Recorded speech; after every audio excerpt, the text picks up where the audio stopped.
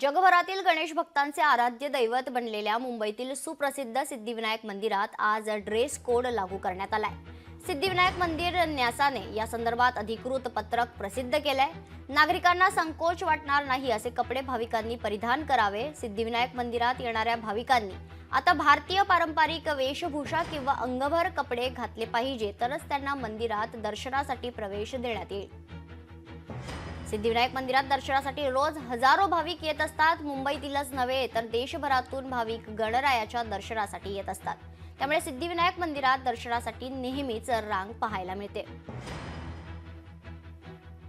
श्री सिद्धिविनायक मंदिरामध्ये येणारा जो भक्त असेल त्याचा पेहराव हा शालीनता पावित्र जपणारा असावा। आपण मंदिरामध्ये येतोय, आपण बाप्पाचं दर्शन घेतोय, तर कुठेतरी त्याचं पावित्र्य नष्ट होणार नाही अशा प्रकारचं तुमचा पेहराव असावा।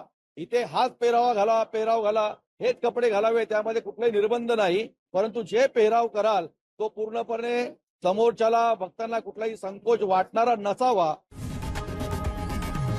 लोकशाही मराठी ऐका, पहा, जागरूक रहा।